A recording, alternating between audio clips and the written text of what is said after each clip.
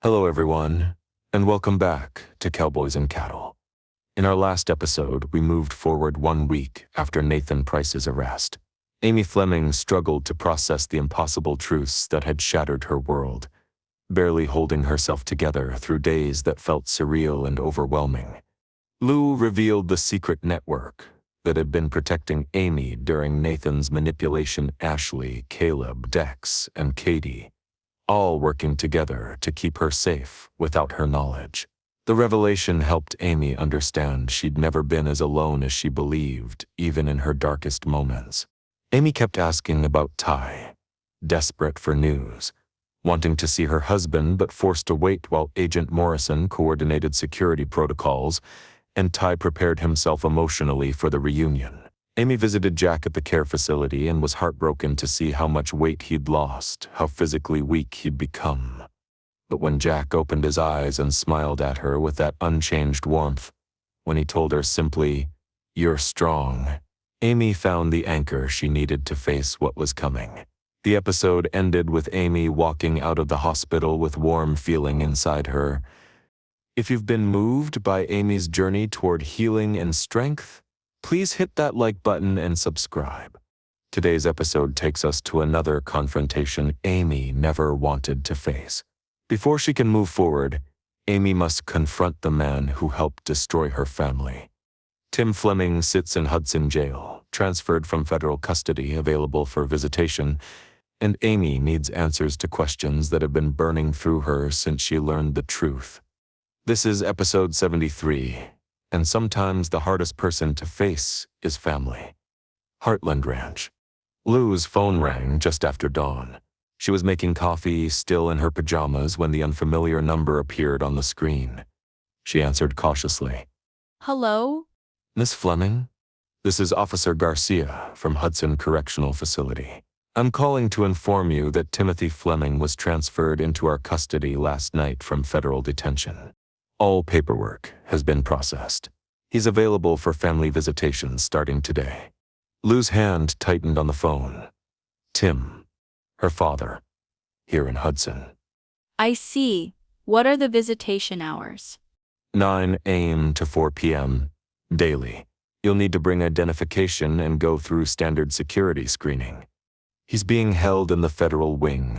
Maximum security protocols. Thank you for letting me know. She ended the call and stared at her phone. Coffee forgotten. Tim was here. 20 minutes away, and she had to tell Amy. Lou walked upstairs and knocked softly on Amy's door. No answer.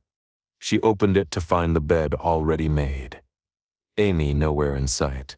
She found her sister in the barn, brushing one of the horses with mechanical precision. Amy did this when she couldn't sleep, came out to the barn before dawn, found comfort in the familiar routine of caring for the animals. Amy? Amy looked up, her face showing the exhaustion of another sleepless night. Morning. I couldn't sleep. Kept thinking about Ty. I know, but Amy, there's something else. I got a call from Hudson jail. Dad was transferred there last night. He's available for visitation. Amy's hands stilled on the brush. She stood frozen, staring at Lou. No. Amy. I don't want to see him. I can't. Not today. Not ever. I understand, but He helped kidnap my husband. He took Ty away from me, from Lindy. He destroyed our family for money. There's nothing he could possibly say that would make any of this okay. Lou moved closer, her voice gentle but firm. I know, and you're right, nothing he says will make it okay. But Amy, don't you want answers? Don't you want to understand why? Amy threw the brush down, startling the horse. What difference does it make? Why he did it, how he justified it, what excuses he tells himself. None of that changes what he did. No, it doesn't, but you're gonna start rebuilding your life with Ty someday. Can you do that with all these questions burning inside you? With Tim sitting in that jail cell 20 minutes away, never having to face what he did to you? Amy pressed her hands to her face, fighting tears of rage and pain. I hate him, Lou. I've never hated anyone in my life, Not even Nathan. But Dad, I hate him. I know, so do I. But maybe we need to tell him that, to his face. Not for him, for us. Amy lowered her hands, her eyes red but dry. She looked at her sister for a long moment. He won't have answers. He never does. He'll make excuses or stay silent or blame someone else. That's what he always does. Maybe, but we deserve the chance to ask. And he deserves to see the pain he caused. Amy turned back to the horse, resuming the brushing with shaking hands. When Mom died, I was 15, maybe 16. Dad had been gone for years off chasing rodeo dreams, get-rich-quick schemes, anything that wasn't us. And when Mom died, he came back, broken, sorry, begging forgiveness. Her voice was thick with old pain and fresh betrayal. And we forgave him, Lou. All of us. You, me, even Jack. We opened our hearts and let him back in. We gave him another chance to be family, and this is what he did with it. This is how he repaid that forgiveness. I remember thinking maybe Dad had finally learned, finally understood what mattered. And now we know he learned nothing. That forgiveness meant nothing to him. Lewis walked over and took the brush from Amy's hands, setting it aside. She took her sister's hands in hers. Let's go see him. Ask him why. Make him answer. And then we walk away knowing we gave him the chance to explain himself and he failed. Again. Amy closed her eyes, taking a shaking breath. Okay, but after today, I never want to see him again. Agreed. Amy and Lou prepared for the jail visit in tense silence. Amy put on jeans and a simple shirt, tying her hair back. Lou wore similar casual clothes. Lindy came downstairs, her backpack ready for the day. Where are you guys going? Can I come? Amy knelt down to her daughter's level, forcing a smile. Aunt Lou and I have some adult business to take care of, but you get to spend the day with Gigi and Lisa. Won't that be fun? I guess. What kind of adult business? Just some things we need to handle. Katie and Peter are coming tomorrow, and we want everything settled before they arrive. Lisa arrived to pick up Lindy. Amy hugged her daughter tight, breathing in the scent of her shampoo, grounding herself in this moment. After Lindy left, Amy and Lou sat in Lou's car in the driveway, neither moving to start the engine. Last chance to change your mind. No, let's do this. Let's face him. Lou started the car and pulled out of the driveway, heading toward Hudson Jail. The drive was only 20 minutes, but it felt like hours. Amy stared out the window, her mind drifting through memories she'd tried to bury. Tim Fleming had always been unreliable, always chasing dreams instead of being present. Amy's childhood had been marked by his absences. Weeks or months would pass without seeing him, then he'd show up with grand stories and empty promises. When Marion died, Amy was old enough to understand loss, young enough to still need a father. And Tim had come back. Not immediately, but soon enough. He'd stood in Heartland's kitchen, tears streaming down his face, apologizing for all the times he'd failed them, promising to do better, to be better. Amy remembered wanting so desperately to believe him, to have a father who stayed, who was present, who cared. Jack had been skeptical, but even Jack, who'd seen Tim fail over and over, had been willing to give him another chance. For Marion's memory, for his granddaughters, they'd welcomed Tim back, let him into their lives, forgave him for all his past failures. And for a while it had seemed like maybe Tim had changed. He'd worked at Heartland, spent time with Amy and Lou, tried to build a relationship with Jack. Then Ty had entered Amy's life. Tim had liked him at first, saw Ty as a hard worker, someone who genuinely cared about Amy. Jack had practically adopted Ty, giving him the guidance and stability Tim had never provided.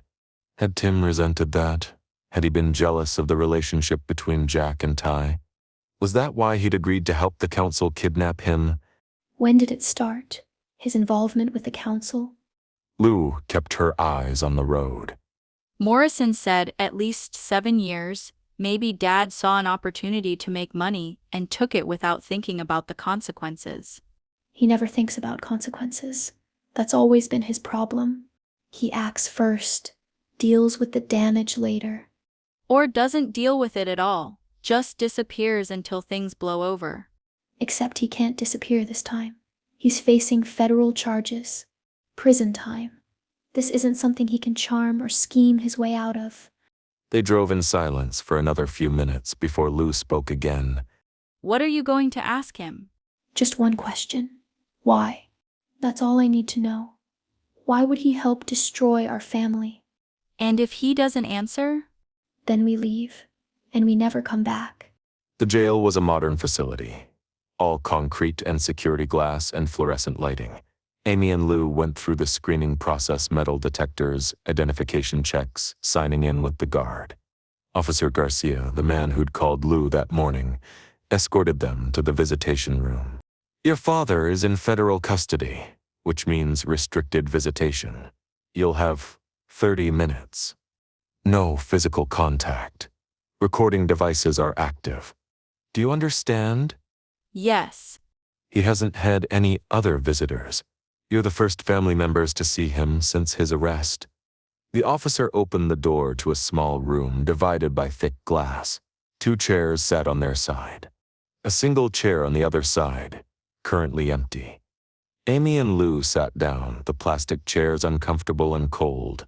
They waited in silence, Amy's heart hammering against her ribs. A door opened on the other side of the glass. A guard led Tim Fleming into the room. Amy's breath caught. She hadn't seen her father in months. He told them he was going abroad for work, some vague opportunity that required travel. They'd had no reason to question it. Now she understood why. He'd been working for the council, recruiting victims, laundering money, helping operate the facilities that held people like Ty prisoner. Tim looked older. His hair, already gray, seemed whiter. His face was lined with exhaustion and something else, shame maybe, or defeat. He wore orange prison clothing, his hands cuffed in front of him. He sat in the chair across from his daughters, separated by glass and everything he'd done. For a long moment, no one spoke. Tim looked at Amy, then Lou, then dropped his gaze to the table. Look at me. Her voice was steady, cold. Tim's head lifted slowly. His eyes met Amy's, and she saw him flinch at whatever he saw in her expression. Why? The single word hung in the air. Tim's mouth opened, then closed. He looked down again. Look at me and answer the question. Why did you do this? Why did you help kidnap Ty? Why did you work for the people who erased his memory and held him prisoner for 5 years? Tim's hands clenched on the table, the cuffs rattling. I don't. His voice was hoarse, barely audible through the speaker connecting them. You don't what? You don't know. You don't have an answer? What, Dad? What could you possibly say that would make any sense? I never meant for... You never meant? For what? For Ty to be taken? For me to grieve my husband for 5 years? For Lindy to grow up without a father? What exactly didn't you mean for Dad? Tim flinched again, at the fury in Amy's voice. Lou leaned forward, her voice quieter than Amy's but somehow more cutting. How could you do this? After everything we forgave you for? After we welcomed you back when Mom died? After we gave you chance after chance to be part of this family? How could you betray us like this? Money? You did this for money? I was in debt. Schemes that went wrong. People I owed. The council offered me a way out. I cannot believe you. You kidnapped an innocent man for this. I didn't know what they were doing at first. They told me it was just financial consulting, moving money through legitimate businesses. I didn't know about the kidnappings until later. And when you found out, when you realized what they were doing? You could have walked away. You could have gone to the police. Instead, you stayed. You kept working for them. Why? Tim's face crumpled, tears starting to fall. Because by then, I was in too deep. They hid evidence against me. If I'd tried to leave, they would have had me arrested or worse. I was trapped. Trapped? You were trapped? Teal was trapped in a prison, with his memory erased for 5 years. You were just making choices, bad choices, selfish choices, but choices. Ty had no choices at all. Her voice had risen to a shout. The guard outside glanced through the window, but didn't intervene. I'm sorry. I know that doesn't help. I know it doesn't fix anything, but I'm so sorry. When did you know? When did you know they were going after Ty specifically? Tim's silence was answer enough. Amy felt something break inside her. You knew. Before they took him. You knew they were targeting Ty, and you did nothing to warn us, nothing to protect him. I couldn't, if I'd warned you. They would have known I betrayed them. So you protected yourself instead of protecting your family. Instead of protecting Ty. Instead of protecting Amy and Lindy. Amy stood abruptly, the chair scraping against the floor. She couldn't sit anymore, couldn't contain the rage and pain burning through her. When you came back after Mom's death and apologized for all the times you'd failed us, for choosing your dreams over your family, for not being there, and we forgave you. All of us. Jack, Lou, me, we opened our hearts and let you back in. Her voice broke. We gave you another chance. We trusted you again. And this is what you did with that trust. This is how you repaid our forgiveness. You helped destroy my life. You helped take away Lindy's father. For money. For your own selfish reasons. Amy. No, I don't want to hear excuses. I don't want apologies. I wanted to understand why, but there is no why that makes sense. There's just you making the same selfish choices you've always made, caring about yourself more than anyone else. Lou stood beside her sister, her own fury barely controlled. When they took Ty 5 years ago, where were you? Were you there? Tim's silence was damning. Lou's hands clenched into fists. You were there. You watched them kidnap him. You helped them do it. I didn't help with the actual... Don't split hairs about what you did or didn't do directly. You were part of it. You enabled it. You let it happen. That makes you just as guilty as the people who physically took him. Did you think about me at all? When they took Ty, did you think about what that would do to me? To Lindy? Every day. I thought about it every day. It ate at me. But not enough to stop you. Not enough to make you do the right thing. She moved closer to the glass, looking directly into her father's eyes. I have a daughter, too. Lindy is 9 years old. And I would do anything to protect her. I would die before I let someone hurt her. That's what parents do. They protect their children, even when it's hard, even when it costs them everything. Tim was openly crying now, his shoulders shaking. But you've never been that kind of parent. You've always put yourself first. And I'm done making excuses for you. I'm done forgiving you for being selfish and absent and destructive. How could you do this without thinking what it would cause? What it would do to this family? To Amy? To Lindy? To all of us who loved you and trusted you? The question hung in the air. Tim looked at his daughters, the 2 children he'd failed over and over, and had no answer. His mouth opened. Words seemed to form, then die. He tried again, his face contorted with shame and regret. He thought stalls and more tears. The guard knocked on the door. Time was up. Miss Fleming, your 30 minutes are concluded. Amy and Lou stood, neither taking their eyes off Tim. He looked back at them desperately, still trying to find words that might make a difference. But there were no words. No explanation that would suffice. No apology that would matter. Goodbye, Dad. I hope the money was worth it. She turned and walked toward the door. Lou followed, pausing only to deliver one final blow. When you're sitting in prison for the next 20 years, remember this: we gave you everything.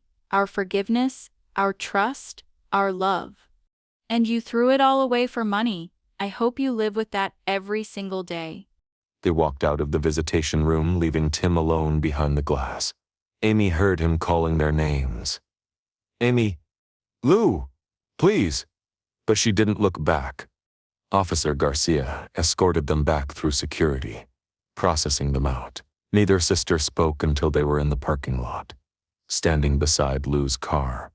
Amy leaned against the vehicle, her entire body shaking. You okay? No, but I will be. Amy took a deep breath, straightening up. She looked at her sister, her expression clearing.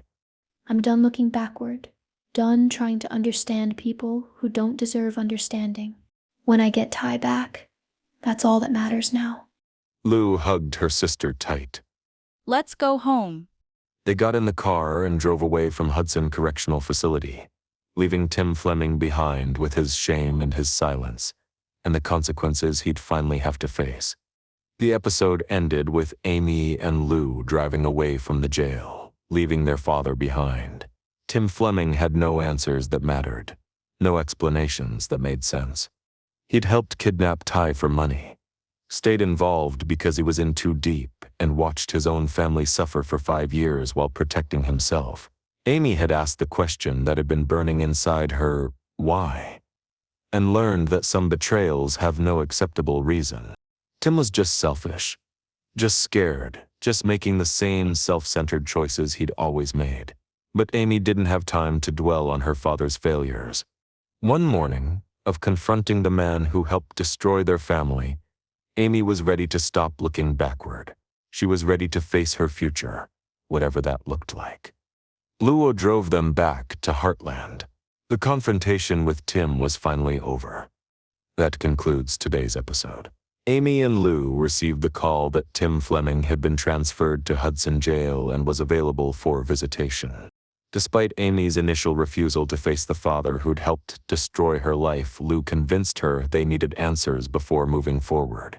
They arranged for Lindy to stay with her great-grandfather and Lisa while they confronted Tim. In the jail visitation room, Amy asked the question that had been burning inside her, "Why did you do this?" And Tim had no acceptable answer. He'd worked for the council for money, stayed involved because he was scared, and watched his family suffer for 5 years while protecting himself. When Amy and Lou pressed him about being there when Ty was kidnapped, about knowing and doing nothing to warn them, Tim's excuses rang hollow. The sisters walked out, leaving their father behind with his shame and silence. Join us next time for the moment we've been building toward Amy's reunion with Ty. After 5 years of separation, grief, and impossible circumstances, will he remember her? Will their love survive what was done to him? If this episode moved you with its raw confrontation and Amy's strength, please like and subscribe.